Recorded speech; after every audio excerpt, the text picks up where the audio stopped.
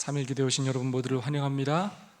우리 옆사람과 오늘도 인사하고 시작하겠습니다. 서로 손잡고 또 안아주시면서 하늘까지 함께 갑시다. 서로 인사해 주시면 감사하겠습니다.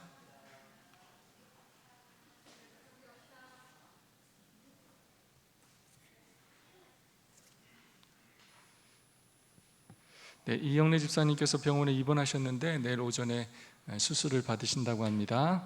잘 수술 받으시고 회복되실 수 있도록 기도해 주시기를 부탁드리겠습니다. 계속해서 생애비 7장을 묵상하도록 하겠습니다. 제자가 되는 길, 지난주에 이어서 품성의 재창조, 우리 두 번째 말씀을 함께 살펴보도록 하겠습니다. 우리가 예수 그리스도 안에서 새 사람이 되면 우리 생애에 성령의 열매가 맺힐 것이다. 이 열매는 사랑과 희락과 화평과 오래 참음과 자비와 양성과 충성과 온유와 절제이다. 그리스도를 따르는 자들은 더 이상 과거에 하던 행동을 하지 않을 것이다. 그들은 믿음으로 예수의 발자취를 따라갈 것이다. 그들은 주님의 성품을 나타내게 되고 그분의 깨끗하심과 같이 깨끗하게 될 것이다. 아멘. 예수님께서 우리를 당신의 제자로 삼기를 원하시는데 우리의 뭘 바꾸기를 원하신다고요? 품성을 재창조하기를 원하신다는 것입니다. 우리의 자꾸 날파리가 계속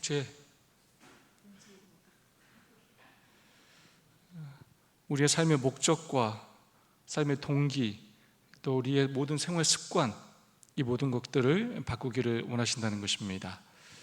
우리가 예수 그리스도 안에서 새 사람이 되면 우리 생애에 성령의 열매가 맺힐 것이다. 여러분, 사과나무에서 뭐가 열립니까? 네, 사과가 열리고 배나무에서 배가 열립니다. 네.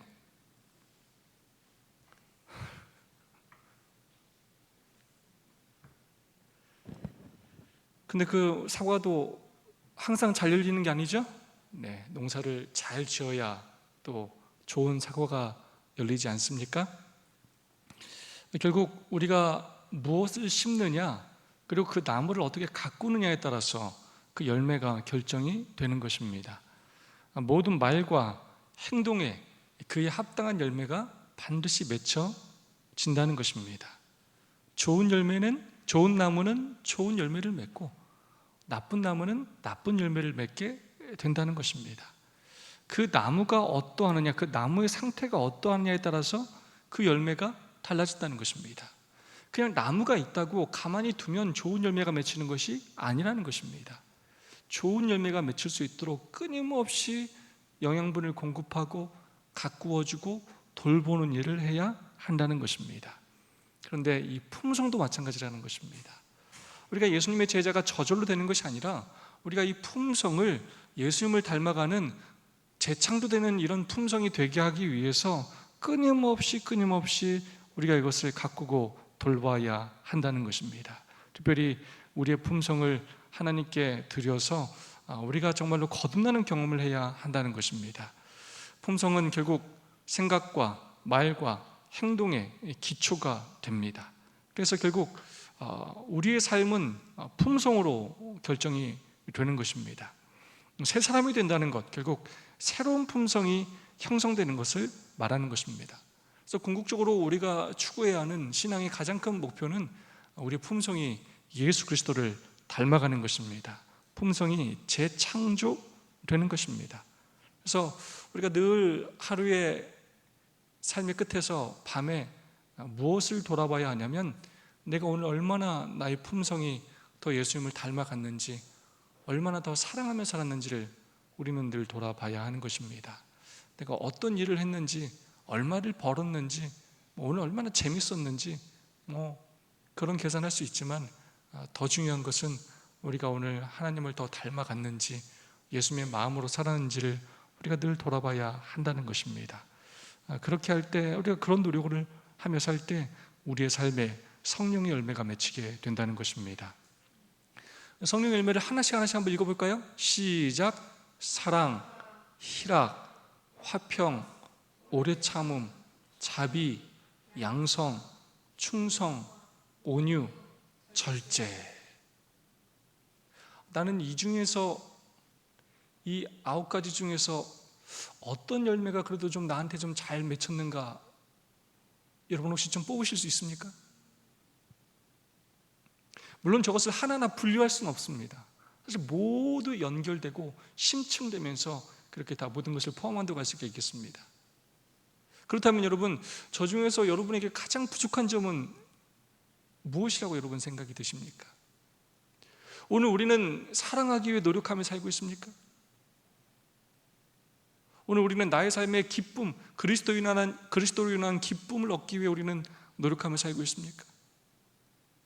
오늘 내 마음이 하나님의 은혜로 이렇게 화평한 사람이 되기 위해서, 또 그 평안을 나누기 위해서 우리는 노력하고 살고 있습니까? 우리는 때로 속상하고 슬픈 일이 있을 때, 억울한 일이 있을 때 인내하며 살고 있습니까? 자비하며 양성과 충성과 온유와 절제의 삶을 우리는 살고 있습니까? 우리가 늘 우리의 삶에 이 열매가 맺혀지고 있는지, 나의 이 열매는 정말로 수준은 어느 정도인지, 내가 신앙을 시작했을 때부터 지금까지 단순히 그냥 내가 한 어떤 일은 외적으로 보이는 그 일이 아니라 내 마음의 성전이 어떻게 지워져 가고 있는지 우리가 끊임없이 우리를 자신을 돌아볼 수 있기를 간절히 소망합니다. 그리스도를 따르는 자들은 더 이상 과거에 하던 행동을 하지 않을 것이다. 정말로 두렵고 떨리는 말씀이에요. 예수님의 길을 따라가는 사람들은 전하고는 다른 삶을 살게 된다는 거예요. 왜냐? 예수님이 이 가시는 길은 보통 죄인이 걸어가는 그 길이 아니기 때문이에요. 나만을 위하여 살아가는, 나의 쾌락과 유익을 위해서 살아가는 길이 아니라 자기 십자가를 지고 가는 길이시기 때문입니다.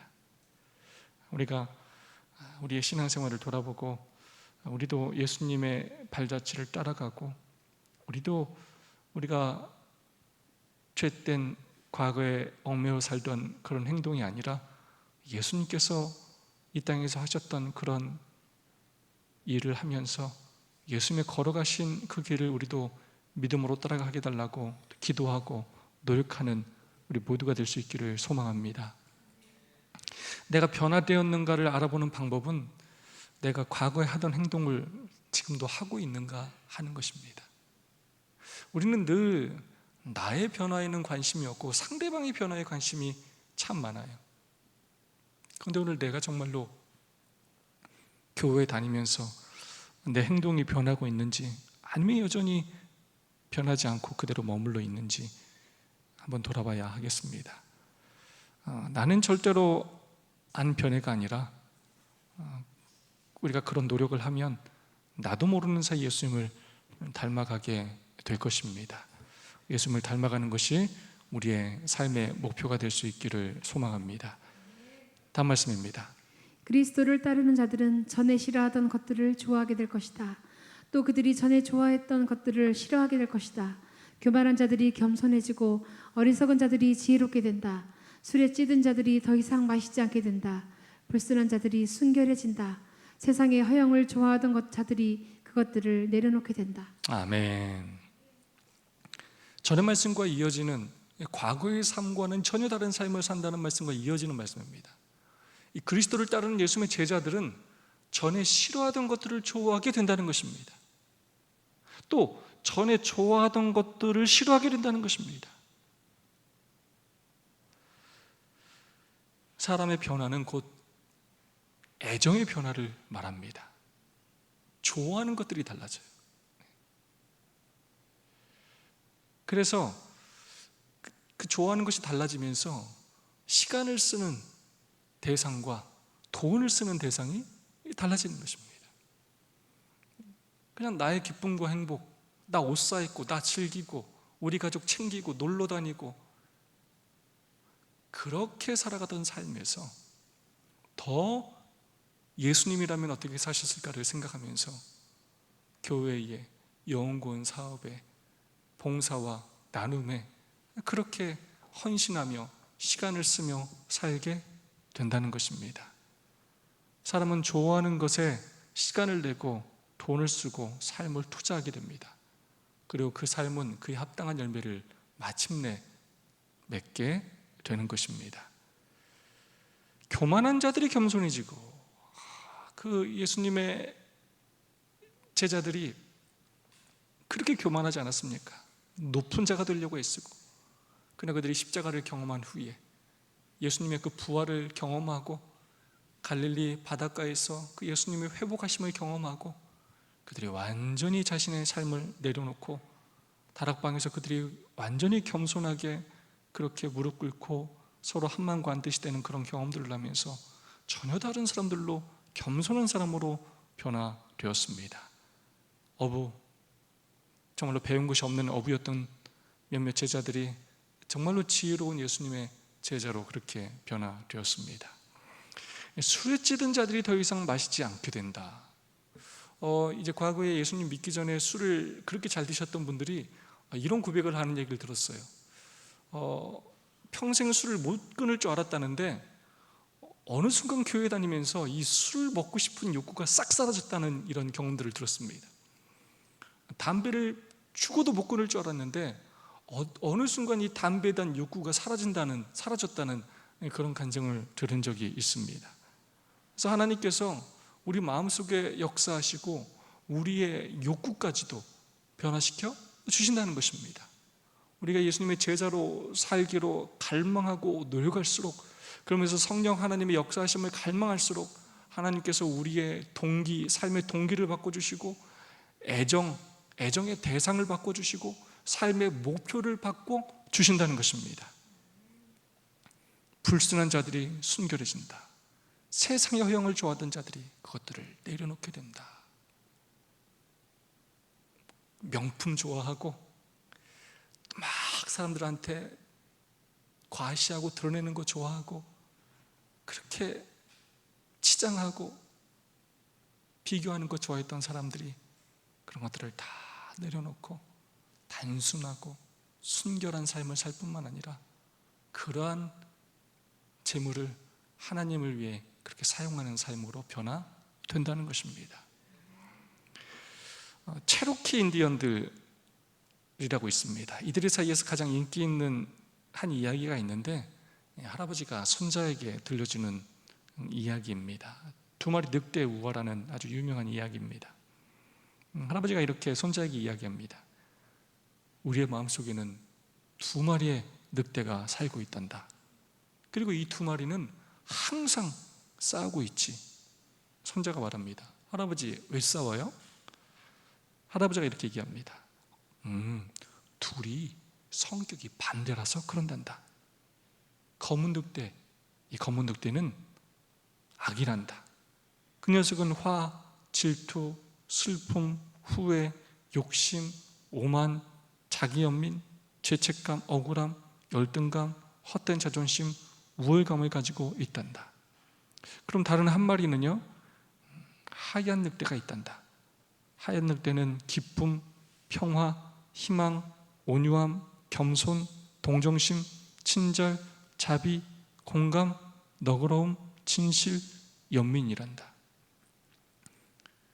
이 두 마리의 늑대의 싸움이 내 마음 안에서도 일어나고 있단다. 손자가 묻습니다. 어느 늑대가 이기나요? 여러분, 어느 늑대가 이길 것 같습니까? 어느 늑대가 이길 것 같아요? 네, 바로 내가 먹이를 주는 늑대란다. 누가 이긴다고요? 네. 내가 어떤 생각을 하느냐, 내가 무엇에게 끊임없이 나의 시간과 애정을 투자하느냐에 따라서 내 마음이 꼴지워진다는 것입니다. 우리의 마음속에 어떤 마음을 자라게 할 것입니까? 하나님께서는 우리의 마음에 예수 그리스도의 마음을 품어서 우리의 마음이 재창조되기를 원하신다는 것입니다. 다음 말씀입니다. 그리스도인들은 그들이 입는 의복으로 관심을 끌고자 하지 않을 것이다. 아름다운 옷을 입는 외모로 하지 말고 오직 마음에 숨은 사람을 온유하고 안정한 심령에 썩지 아니할 것으로 하라. 이는 하나님 앞에 값진 것이니라. 아침에 출근하시는 분들, 특별히 우리 여성분들은 씻고 난 다음에 화장대 앞에서 얼마의 시간을 보내십니까? 뭐 아무리 안 보내려고 해도 뭐 10분, 20분은 보내야 하지 않습니까? 물론 안 그러신 분도 있고 더 오래 하시는 분도 있을 것이고, 밤에도 또 씻을 때도 마찬가지고요. 우리가 우리의 외모를 꾸미고 가꾸는 시간보다 우리의 품성을 돌아보고 가꾸는 시간을 우리는 더욱더 많이 가져야 하고 집중해야 한다는 것입니다. 내가 얼마나 많은 것을 소유하고 얼마나 많은 것을 벌고 있고 내 삶이 어떻게 내 계획대로 흘러가는가를 따져보는 것도 중요하지만 내 마음이 어떤지를 늘 우리는 더 자주 살펴봐야 한다는 것입니다. 왜냐하면 하나님께서는 우리의 외모를 보시는 것이 아니라 우리의 마음의 중심을 보시기 때문입니다. 다음 말씀입니다. 참 회개는 사람을 변화시킨다. 죄인은 자기의 죄를 고백하고 이전에 훔친 것이 있다면 돌려줄 것이다. 그는 하나님을 사랑하고 다른 사람들을 사랑할 것이다. 죄인이 이러한 일을 하게 될 때 그는 자신이 사망에서 생명으로 옮겨졌음을 알게 될 것이다. 아멘. 참 회개, 진짜 회개한 사람은 변화된다는 것입니다. 여러분, 성경에 이런 인물 누가 생각나십니까? 훔친 것이 있다면 돌려주는 사람. 삭개오 가장 먼저 떠오르죠. 삭개오는 자기가 먼저 그런 일을 하였습니다. 하나님에 대한 그 사랑과 은혜 때문에 그 말씀에 순종하기 위해서 자원하여 자신의 재산을 팔아서 그렇게 나눠줬고, 특별히 훔친 것, 부당한 방법으로 얻은 것에 대해서는 훨씬 더 많이 그렇게 돌려주었습니다. 사도 바울 또한 마찬가지입니다. 완전히 다른 사람으로 변화되었습니다. 그러면서 그는 하나님을 사랑했을 뿐만 아니라 이웃들, 특별히 이방인들을 사랑하고 섬기는 일에 자신의 모든 것을 바쳤다는 것입니다. 하나님께서 그 마음을 주셔야 그런 마음이 생깁니다. 우리 스스로는 그 마음이 생기지가 않아요. 하나님께서 하나님의 그 사랑의 마음을 주셔야 우리가 다른 사람의 삶에 관심이 가고 그들이 불쌍하게 느껴지고 또 도와주고 싶은 마음이 생기게 되고, 그런 사람을 보면 그냥 지나치지 않게 되는 것입니다. 하나님께서 우리에게 당신의 사랑을 주셔야 우리의 영적 눈이 떠져야 우리가 하나님의 은혜를 경험해야 우리가 그러한 삶을 살 수 있게 된다는 것입니다. 다음 말씀 보겠습니다. 우리가 그리스도께 나아가 그분의 용서와 은혜를 받아들일 때 우리의 마음에 사랑이 싹트게 된다. 우리의 일은 어려운 것으로 보이지 않는다. 하나님께서 우리에게 바라시는 것이 즐거움으로 바뀐다. 이전에 어두웠던 길이 의의 태양으로부터 비추이는 빛으로 밝아진다. 네, 거듭거듭하면서 거듭거듭 반복하면서 사실은 사용되는 굉장히 중요한 단어가 등장하는데, 그것은 바로 은혜라는 단어입니다. 은혜.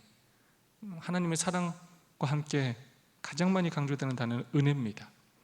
우리가 그리스도께 나아가서 그분의 그 놀라운 십자가의 사랑과 용서를 깨닫고 무엇보다 그분의 은혜를 받아들일 때 우리의 마음에 드디어 사랑의 싹이 트고 우리의 품성이 변하기 시작한다는 거예요. 그 다음, 내가 그 사랑을 경험해야 내 마음에서 사랑의 싹이 트기 시작하고, 그래야 과거에는 정말로 어렵게 보였던 그 일이 이제 어려운 일로 보이지 않는다는 것입니다. 하나님께서 우리에게 요구하시는 것, 바라시는 것, 때로 우리는 그것을 굉장한 부담으로 느낄 때가 많아요. 부담스러워요. 많은 요구들, 십자가의 계명들, 때로는 우리를 짓누르는 것처럼 해도 끝이 없는 그런 숙제처럼 그렇게 느껴질 때가 있습니다. 그러나 하나님의 사랑, 십자가의 사랑과 은혜를 깨닫게 되면 그것들이 기쁨으로 느껴지게 된다는 것입니다. 그렇게 하나님의 일을 하는 것을 행복으로 느끼게 된다는 것입니다. 그래서 이전에 어두웠던 길이 의의 태양으로부터 비추는 빛으로 밝아진다는 거예요. 그래서 내가 깜깜한 길을 그냥 걷는 것이 아니라 내가 밝은 빛 안에서 정말로 기쁨과 확신 가운데 인생길을 보람과 행복 가운데 걷는 그런 확신을 갖게 된다는 것입니다. 다음 말씀입니다. 아름다운 그리스도의 품성이 그분을 따르는 자들에게 나타날 것이다. 그리스도께서는 그분의 아버지께서 요구하신 일을 기쁜 마음으로 하셨다. 하나님께 대한 사랑은 우리 구주의 생애를 이끄는 힘이 되었다. 사랑이 그리스도의 모든 행동을 부드럽고 아름답게 만들었다. 네, 하나님의 사랑과 하나님의 은혜인데 결국 우리가 그런 삶을 살려고 할 때 우리의 품성이 변화되고 그렇게 예수님을 따르는 삶을 살게 된다는 것입니다. 그러면서 예수님의 예를 들고 있습니다. 예수님께서는 이 땅에 오셔서 하나님 아버지께서 요구하신 일을 기쁜 마음으로 하셨다는 것입니다. 근데 어떻게 그럴 수 있었느냐? 하나님에 대한 사랑이 예수님의 삶을 그렇게 기쁜 마음으로 이끄는 힘이 되었다는 것입니다. 날마다 예수님께서 새벽마다 산에서 또 골방에서 하나님과의 교제를 통하여 그리고 하루 일과를 마치고 또 하나님과의 깊은 교제를 통하여 하나님의 뜻을 깨닫고 그 하나님의 뜻을 행하기 위하여 노력했고 또 하나님의 일이기 때문에 그것을 부담스럽고 힘든 일이 아니라 기쁜 마음으로 예수님은 그 일을 하셨다는 것입니다. 예수님의 제자인 우리가 하는 일은 무엇인가? 그냥 우리끼리 예배드리는 사람, 안식일을 지키는 사람이 아니라 우리는 예수님의 품성을 나타내는 사람들입니다. 아름다운 그리스도의 품성이 그분을 따르는 자들에게 나타날 것이다. 예수님께서 이 땅에 오셔서 3년 반 동안 제자들을 제자교육 시켰는데 그렇게 하면서 제자들에게 원한 것은 무엇이라고요? 예수님의 뭘 보여주라고요? 품성을 보여주라고요. 그 품성 안에 하나님의 사랑과 능력이 포함되어 있고 그걸 통해서 다른 사람에게 하나님의 사랑과 은혜를 전하게 하는 것이 하나님의 목적이었다는 것입니다. 율법의 참 의미를 보여줘야 하는 사람들이라는 것입니다. 예수님께서 이 땅에 오신 목적이 바로 그것이고 이 마지막 시대 저희를 제자로 부르신 목적이 바로 그것이라는 것입니다. 그리고 사랑이 그리스도의 모든 행동을 부드럽고 아름답게 만든 것처럼 우리가 그런 삶을 살 때 우리의 모든 행동이 또 부드러울 뿐만 아니라 아름다운 삶의 모습으로 변하게 된다는 것입니다. 우리 모두의 삶이 그런 삶이 될 수 있기를 소망합니다. 마지막 말씀드립니다. 사랑은 하나님께로부터 온다. 사랑은 죄의 마음으로부터 나올 수 없다. 사랑은 예수께서 살아계신 마음에서만 발견된다. 우리가 사랑하면 그가 먼저 우리를 사랑하셨습니다. 하나님의 은혜로 새롭게 된 마음에는 사랑이 모든 것을 이끄는 힘이 된다. 아멘. 우리가 드려야 할 가장 중요한 기도 제목이 무엇인지를 우리에게 말해주고 있습니다. 사랑은 하나님께로부터 온다. 사랑은 죄의 마음으로부터 나올 수가 없다. 사랑은 예수께서 살아계신 마음에서만 발견된다. 그러므로 우리의 마음속에 예수님의 그런 사랑이 없음을 깨닫고 그런 사랑을 달라고 하나님께서 내 마음속에 역사해 달라고 정결한 마음을 달라고 우리가 간절한 마음으로 기도해야 하겠습니다. 특별히 그 사랑을 깨닫기 위해서 우리가 십자가를 더 깊이 묵상하는 시간을 가져야 하겠습니다. 그렇게 할 때 하나님께서 우리의 마음을 변화시키시고 우리에게 하나님의 사랑과 은혜를 경험하게 하시고 그래서 나도 모르는 사이에 나의 삶을 통하여 성도와 이웃을 사랑하는 삶을 살도록 만드실 것입니다. 우리를 사랑으로 그렇게 이끄시게 될 것입니다. 오늘 아까 앉아서 우리 안성호 장로님하고 이야기하는데 안성호 장로님이 그런 경험을 참 많이 하시는 것 같아요. 하나님께서 우리 장로님의 마음속에 생각 속에 어떤 일을 하라는 이런 음성을 들려주실 때 장로님이 참 순종을 잘 하시는 것 같아요. 제가 판단할 때는. 그러면 그렇게 순종을 하면 그것이 작은 일처럼 보이지만 하나님께서 또 합당한 축복을 주시고 하나님께서 이렇게 인도하셨음을 깨닫고 느끼게 하는 경험들을 많이 하시는 것 같습니다. 그렇게 하나님께서 우리도 모르는 사이에 우리의 품성을 바꿔가고 삶의 목적을 그렇게 끊임없이 바꿔가면서 우리의 품성을 변화시키는 모습들을 보게 되는 것 같습니다. 마지막 말씀입니다. 품성의 재창조. 사랑이 우리의 성품을 변화시킨다. 사랑이 우리의 감정을 지배한다. 사랑이 우리의 욕망을 다스린다. 사랑이 증오심을 몰아내고 우리가 사랑하는 사람들을 진심으로 대할 수 있게 도와준다. 우리 마음속에 있는 하나님의 사랑은 우리의 생애를 즐겁게 하고 우리 주변에 있는 모든 사람에게 좋은 감화를 끼치게 해준다. 결국 사랑이 우리의 품성을 변화시킨다는 것입니다. 사랑 없으면 결국 아무것도 아니라는 것입니다. 하루 동안 여러분 감정은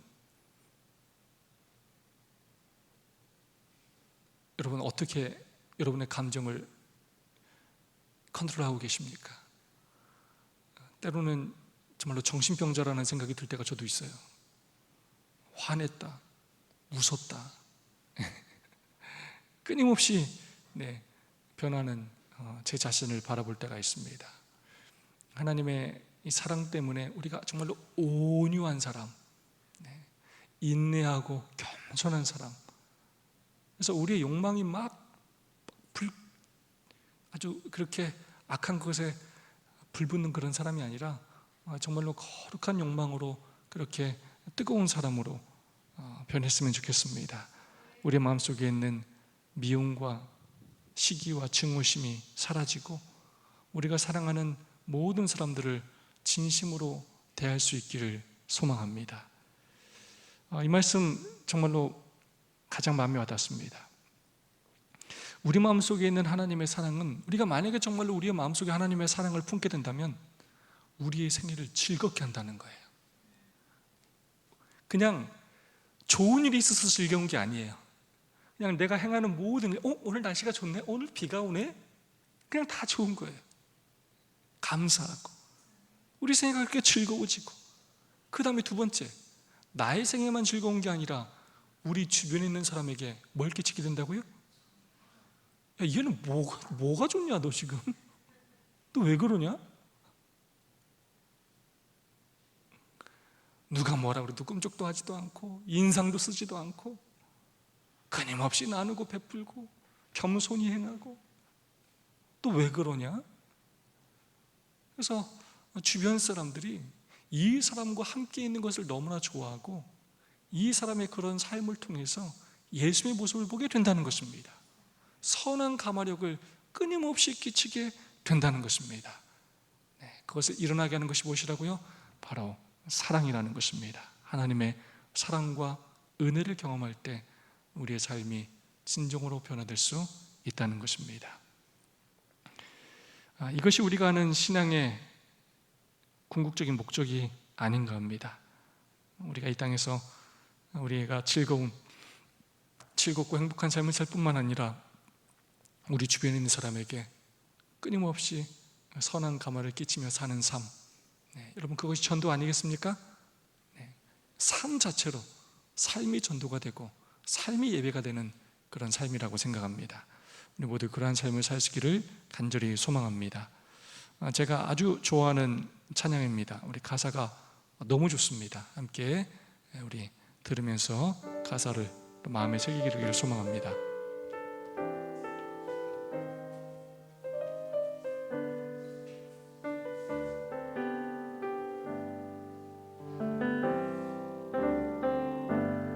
사랑은 주님께로 말미암고 우리는 그 사랑 배워가네. 우리를 죽기까지 사랑하신 그 사랑 닮아가리. 주님의 사랑으로 묶여진 우리, 서로의 아픔도 나눠 안고 주님이 보이신 그 사랑의 길 함께 걸어가리.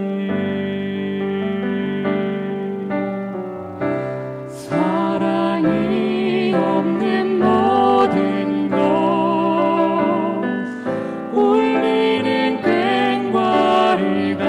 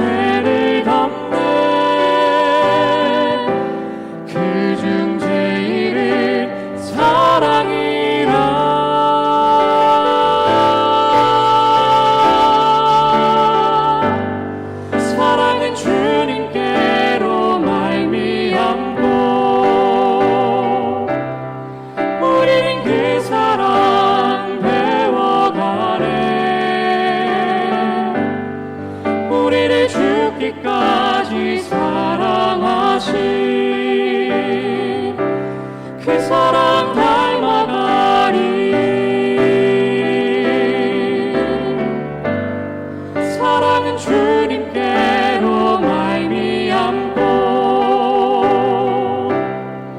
우리는 그 사랑 배워가네. 우리를 죽기까지 사랑하신 그 사랑 닮아가리.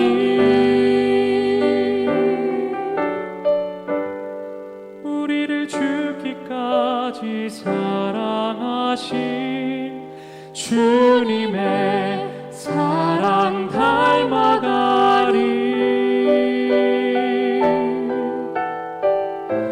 사랑은 주께 속한 것.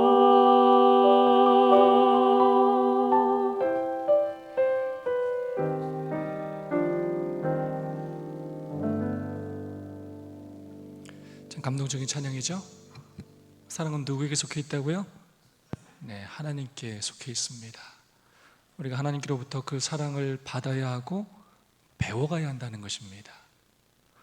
제가 짧은 목회지만 이 목회를 하면서 힘들다고 느껴진 때는 언제냐면 사랑스럽지 않은 사람이 있다고 느껴질 때예요. 굉장한 부담과 무거운 짐으로 다가오게 됩니다. 하나님께서 우리를 교회로 부르신 이유가 무엇이라고 우리가 에베소서에서 배우고 있죠? 네, 서로를 세워가면서 서로 연합하고 사랑을 배워가기 위함이라는 것입니다. 하나님께서 우리 모나고 부족한 우리들 서로가 서로 이해하고 감싸주고 협력하면서 이 교회에서 사랑을 배워가기를 원하십니다. 우리가 정말로 진짜로 연약하고 부족한 사람을 하나님 앞에 고백하고 하나님의 사랑과 은혜를 간구하면서 사랑의 공동체로 변해가는 우리 모두가 될 수 있기를 간절히 소망합니다. 우리 두 분, 세 분씩 짝을 지으셔서 최근에 나를 가장 즐겁게 하는 일은 무슨 일인지 한번 여러분 고백해 주시고요. 내 품성이 변화될 수 있도록 그렇게 하나님께 하나님의 사랑과 은혜를 달라고 서로 기도하시면 좋겠습니다. 화면 변환해 주시면 좋겠습니다. 집사님, 이번 가을 새생명 축제에 내가 인도하고 싶은 영혼들 누군지 서로 또 고백해 주시고 서로를 위해서 간절하게 기도해 주시면 감사하겠습니다.